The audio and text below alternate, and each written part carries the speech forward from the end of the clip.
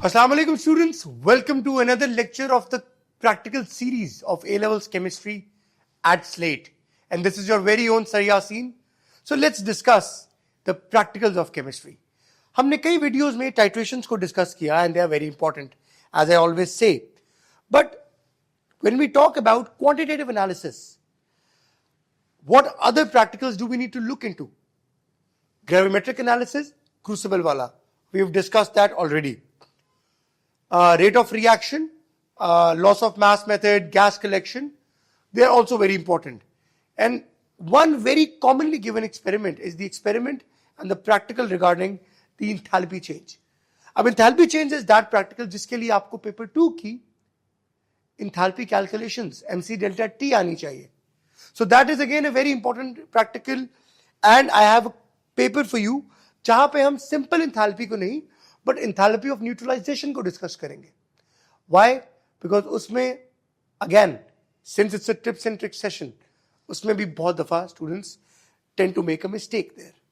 Now बच्चों, I have a question here right in front of me, actually on my right side, which says in question number 1, ये एक paper का second part है, dilute FB3, हम उसी को use करेंगे, हमारे पास है, and we've been given the neutralization equation जहां पे sodium hydroxide reacts with sulfuric acid. Fe4 वो कह रहा है 0.9 मोल per dm cube sodium hydroxide, so that is what we have. Fill the second burette with Fe4. Second इसलिए because ये जिस साल का पेपर था उसमें पहले पेपर में एक burette यूज हुई पहले सवाल में, दूसरे में अगली. Support the plastic cup in a 250 centimeter cube beaker, वो हमने कर लिया. Why do we do that? We do that ताकि हम प्लास्टिक कप को डैमेज ना करें. It's easily breakable. Pipette 10 centimeter cube of Fb3 into the plastic cup. बाकी सब पे बाद में आते हैं, पहले let's fill the burette, then उसके बाद हम बाकी चीजों पे डिस्कस करेंगे with Fe4. So I have a funnel in front of me. I will place the funnel on the top of burette. हम burette को नीचे से tightly बंद कर लेंगे. थोड़ा सा Fe4 डाल के देखेंगे कि लीकेज तो नहीं हो रही. I don't see a leakage here. इसका मतलब we are good to go.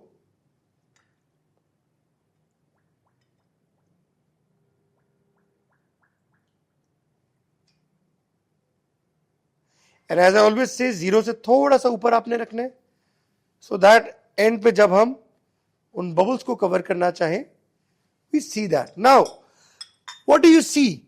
There is a gap here, bubbles है. उसको कैसे हम निकालेंगे?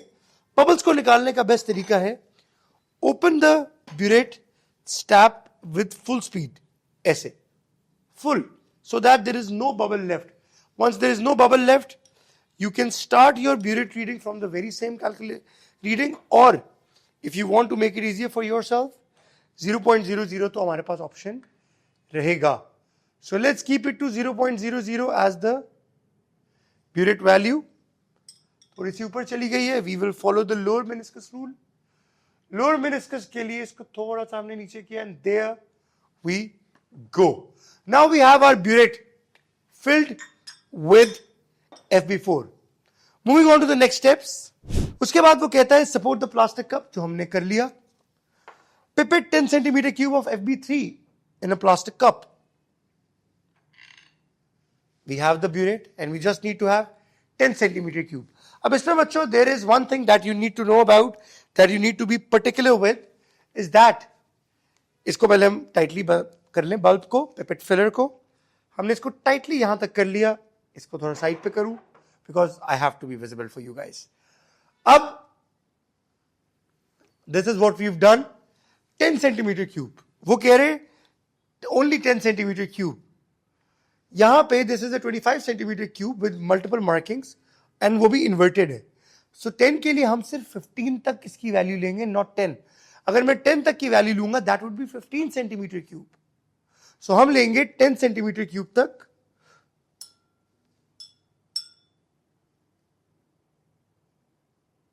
हम इसको यहां रखते, एयर इसको डिफ्लेट किया, then we start sucking it upwards.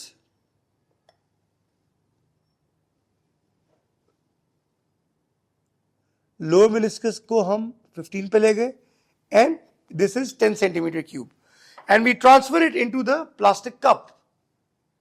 हमने सारा उस प्लास्टिक कप में ट्रांसफर कर दिया.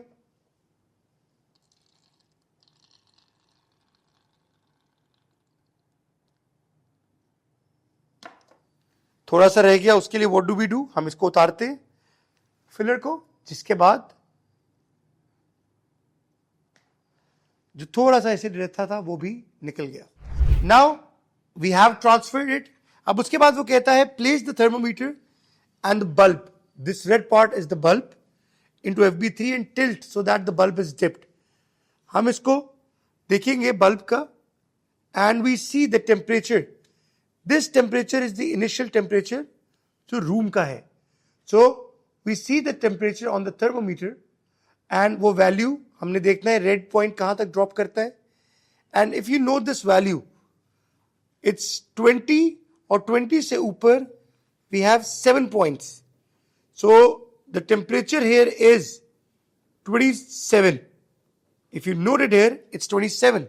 So the initial temperature of this reaction is 27 degrees Celsius. अब हम उसके आगे जाते हैं. The total volume of FB4 added, record the temperature in the table below as it is mentioned. So initially हमने 0.00 add किया and temperature of the solution is 27 degrees Celsius.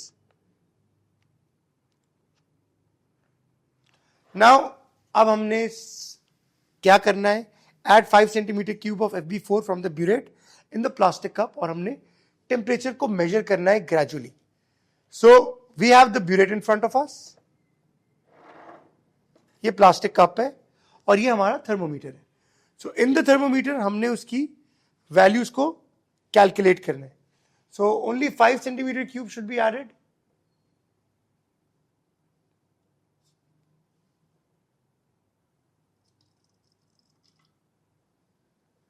So 5 centimeter cube is added. Do we see a change in temperature?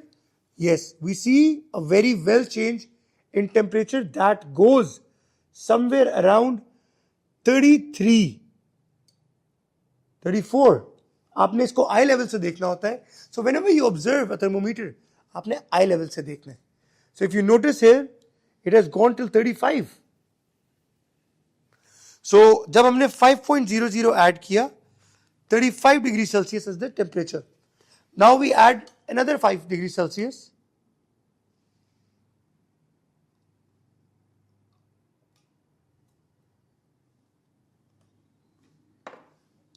Temperature goes further up, if you note here, and it moves till 41. That's a huge difference by adding more 5 degrees per se, 5 centimeter cube of FB4. अब हम इसको 5 और add करेंगे.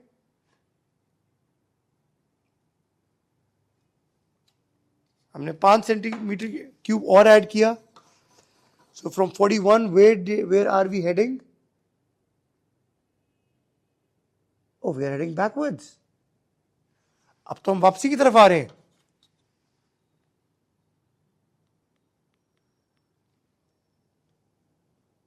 This is 39. If you observe, 4 से थोड़ा सा नीचे. So जब हमने 15 ऐड किया, 39 डिग्री सेल्सियस. अब let's keep on adding more 5 जब तक उसने कहा है until 40 सेंटीमीटर क्यूब. 40 की जरूरत लग नहीं रही क्योंकि I guess we have achieved titration. हमने इसको स्टर किया. It's going down. इसका मतलब हमारी न्यूट्रलाइजेशन हो चुकी है. Because enthalpy of neutralization is exothermic. अब टेम्परेचर ऊपर नहीं जा रहा, टेम्परेचर नीचे की तरफ आ रहा है. We are somewhat close to 36.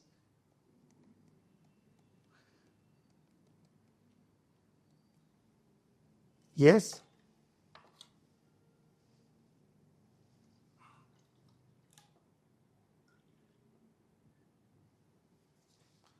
Now let's see where the temperature goes.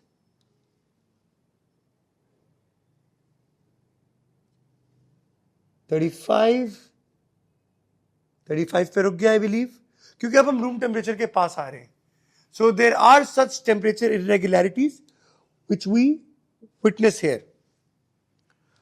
So probably this was 37 जो मुझे तब लग रहा था, and this is 35.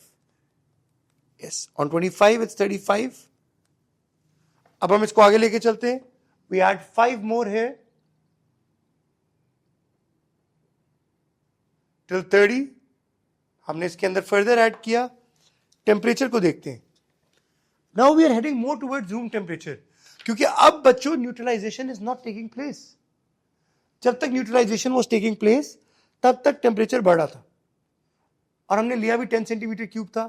तो इसका मतलब बहुत जल्दी 10 के करीब ही न्यूट्रलाइजेशन हो गई थी. सो that is what it was all about. अब हम रूम टेम्परेचर वाला NaOH ऐड कर रहे हैं. सो वो सिर्फ रूम टेम्परेचर पे वैल्यू को लेके जा रहा है, and this becomes 34 now.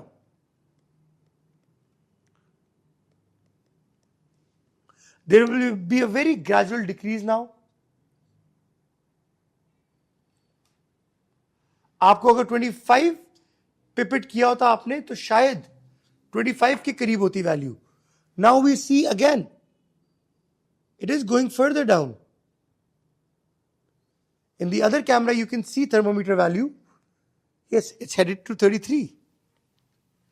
And last experiment for the day, इसके अंदर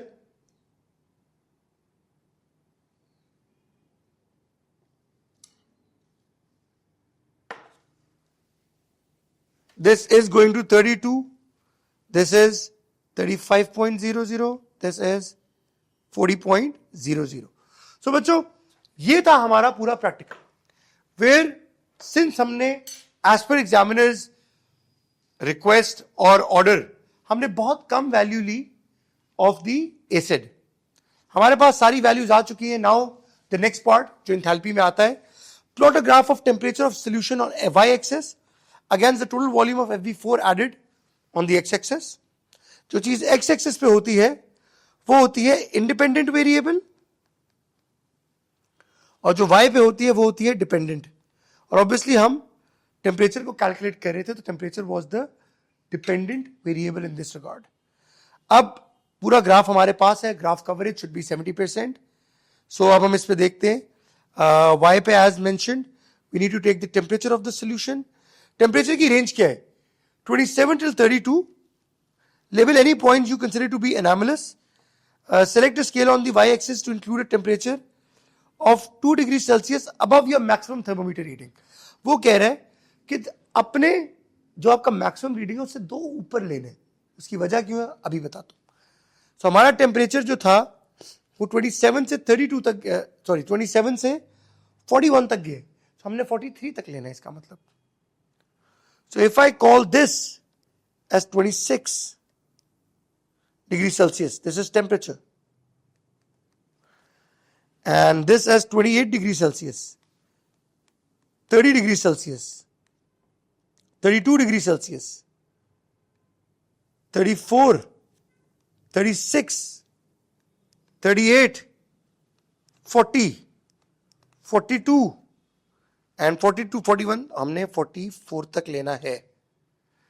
सो ये है हमारे, हमने यहां पे डिग्री सेल्सियस करके स्लैश करके वी टेक, देखो टेम्परेचर, ग्राफ में जगह हमारे पास कम ही है, and degree Celsius. That's how we neatly do it.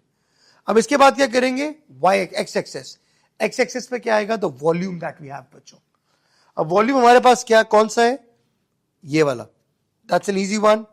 We start off with 0.00, 5.00, 10, 15. Why 00? Burette की वजह से.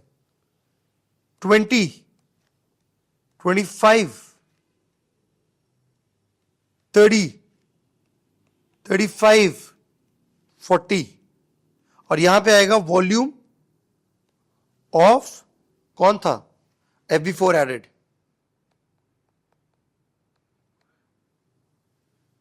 नाउ उसने कहा अगर कोई एनामलस पॉइंट है उसको सर्कल करें. अगर कोई एनामलस है, any, if we consider it anomalous. खैर हमने रीडिंग लिया, आई डोंट थिंक हमने कोई गलती की है, तो एनामली होगी नहीं. Let's go with the flow. So 0 degree Celsius पे टेम्परेचर वॉज 27. हम क्रॉस बनाएंगे. 5 पे इट वॉज 30. याद कर लेते हैं. 35, 41. Oh, it's a huge jump. 35, wow. 41, 41 के बाद वी टच 39, अगले पे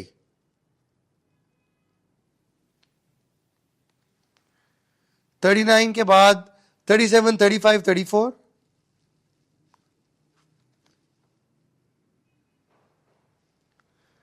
35, 34, 33, 32. अब ये थोड़ा सा ऑफ जाएगा, बट हम देखते हैं. नाउ इसके अंदर होता क्या है बच्चों, क्योंकि हम एक्सेस में NaOH ऐड कर रहे थे, Fe4 एक्सेस था, इसका मतलब एक पॉइंट पे न्यूट्रलाइजेशन हुई और उसके बाद टेम्परेचर ड्रॉप होना शुरू हो गया. So we need to join these lines together. ये तो क्लियरली जुड़ रही है ऑलमोस्ट, हमने लाइन ऑफ बेस्ट फिट ली. And when we talk about these, हमने ये देखना है कि सब इक्वली उससे हो रही हो. एंड यस, वी डिड सी कि कैसे अगर मैं इसकी लाइन ऑफ बेस्ट फिट लू, so that is what I get here, कि दोनों तरफ इक्वल हमने पॉइंट्स छोड़े. And this is where the maximum temperature was,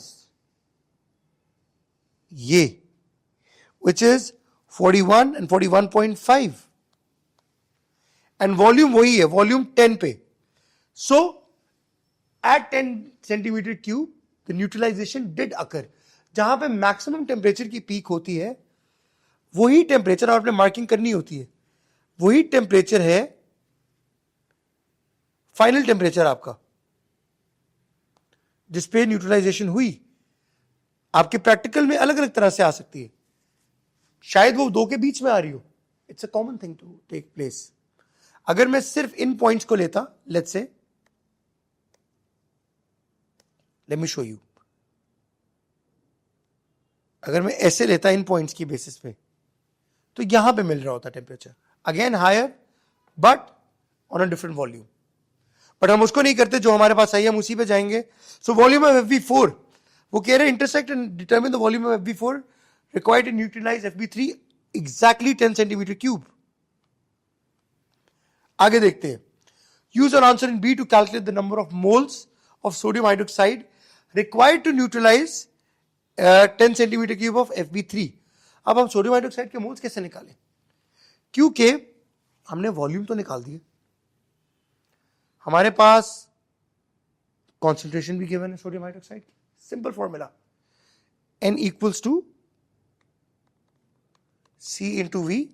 Concentration थी 0.9 and this is 10 divided by 1000. 0.9 into ये नीचे कैलकुलेशन करनी थी 0.01, 0.009. यही बन रहा है, नहीं इससे भी कम है I guess.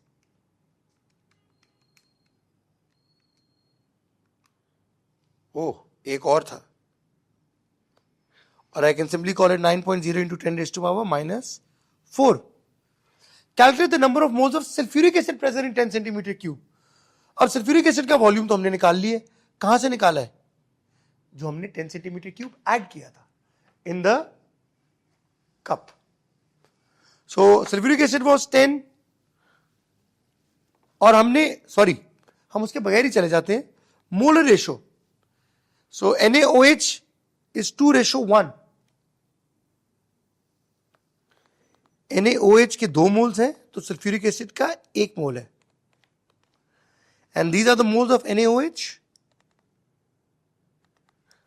So sulfuric acid will have a half value which is 4.5 into 10 power minus 4. Now calculate the concentration in mole per dm cube of sulfuric acid in Fv3. कैसे निकालेंगे, मोल पर dm क्यूब है, ग्राम पर dm cube होता तो formula क्या होता है, उस पर मैं भी आता हूं, because that can also come in your exam. Simply हमने मोल्स निकाल लिए, वॉल्यूम हमारे पास है, सो N equals to C into V basic.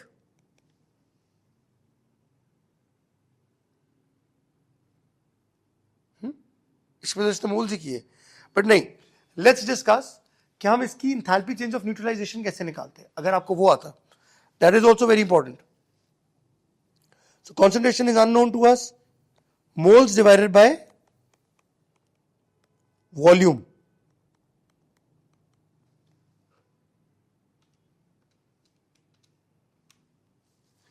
(0.045).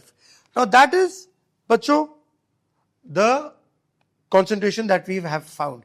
But अगर यही चीज आपको enthalpy change of neutralization की आ जाए तो हम इसको तब कैसे करेंगे? तब बच्चों जो एक कॉमन गलती होती है हमारी,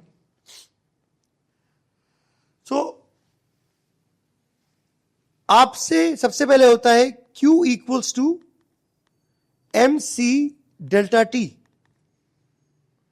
Q equals to MC delta T. Mass किस चीज का आएगा?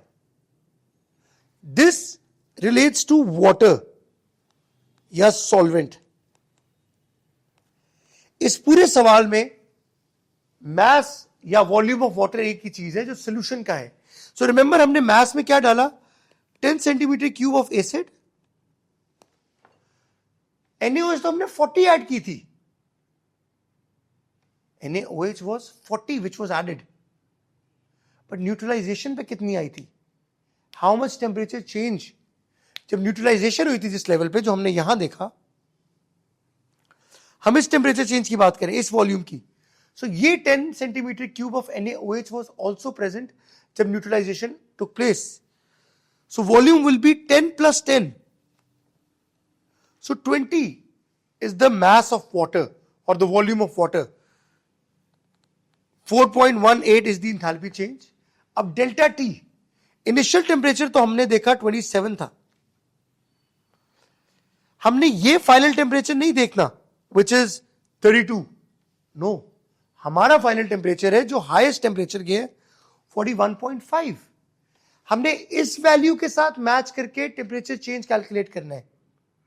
सो 41.5 minus 27.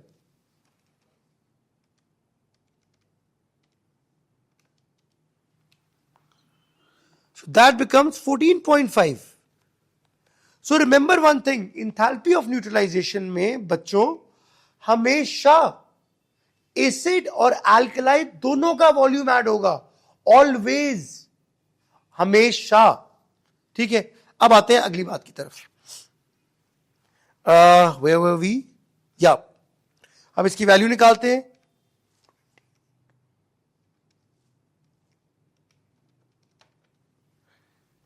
This is the value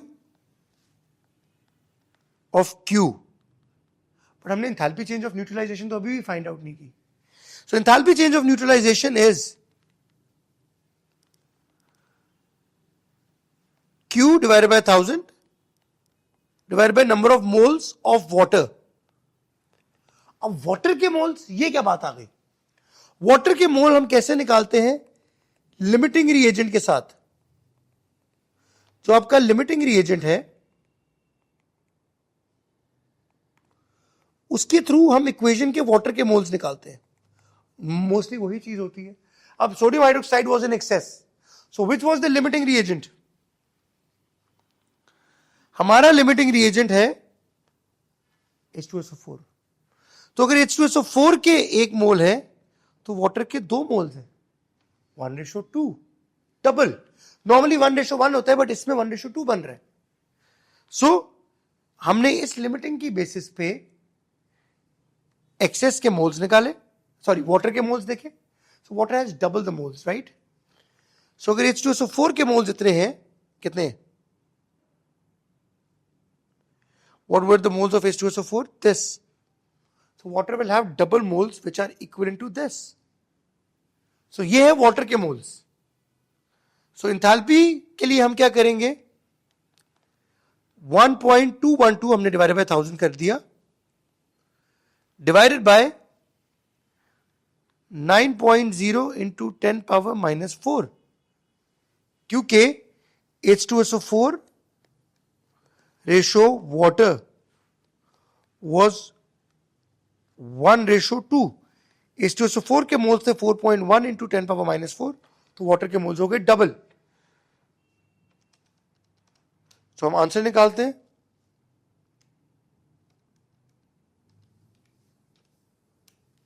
so this is 1346.89 kilo joules per mole. Second step, very important. And remember, enthalpy of neutralization is always exothermic value. So minus sign आपने खुद डालना है. And वैसे भी अगर हम टेम्परेचर याद करें, थर्मोमीटर पे टेम्परेचर बढ़ रहा था. टेम्परेचर सराउंडिंग का बढ़ रहा था. Water is the surrounding. आप थर्मोमीटर से जिस चीज का टेम्परेचर ले रहे हो, that's the surrounding. So surrounding का अगर टेम्परेचर बढ़ रहा है तो बच्चों इसका मतलब क्या हुआ? एक्सोथर्मिक. और वैसे भी enthalpy of neutralisation is exothermic. So this is, अगर वो हमसे कैलकुलेशन कराता है इस पर्टिकुलर पेपर में. If you go through my other lecture of enthalpy of neutralisation, उसके अंदर मैंने इसको डिटेल में डिस्कस किए. खैर, now next question is, explain how would you use the data obtained in question 2 to calculate enthalpy change of. ले, वही तो बात हो गई. मैंने क्वेश्चन का अगला पार्ट पढ़ा नहीं, बट वो कह रहे you don't need to carry out any calculations. But कैसे यूज करेंगे हम सल्फ्यूरिक एसिड को? ऑब्वियसली अब 3 marks, oh that's a lot, 3 marks. अब हम क्या करेंगे? यही जो चीज सारी की है, हम कैलकुलेशन नहीं बट फॉर्मूला बताना पड़ेगा. और हमने वो सारी चीजें कर ली. मैंने ये सवाल नहीं पढ़ा था, आई स्किप दैट. एंड उस बेसिस पे हम सिंपली कहेंगे वी कैलकुलेट, 3 मार्क्स है, enthalpy by using the volume of NaOH and H2SO4 that participated in neutralization, वही 10 + 10. एंड लास्टली आपने फॉर्मूलाज बता देना to be on safe side. Q = mc delta T and enthalpy of neutralization is equal to Q divided by 1000 into the number of moles of water. So इस तरह आप करते, but हमने इसको calculate करके भी देख लिया. अगर आपसे इसके बारे में भी परसेंटेज एरर का सवाल हो, जो मैं बार बार डिस्कस करता हूं, हमने अपने थर्मोमीटर को देखना है. 1 degree Celsius was the value that it had, minimum value, तो इसका एरर होगा 0.5. एंड सिंस आप इनिशियल फाइनल ले रहे थे, so it will be multiplied by twice. You can look into my other video, जहां मैंने हाइड्रोजन पेरोक्साइड का किया था मैंगनीज ऑक्साइड के साथ. So for further detail in this topic, so thank you so much for being here. I hope it was helpful for you. Take care, बच्चों, and Allah Hafiz.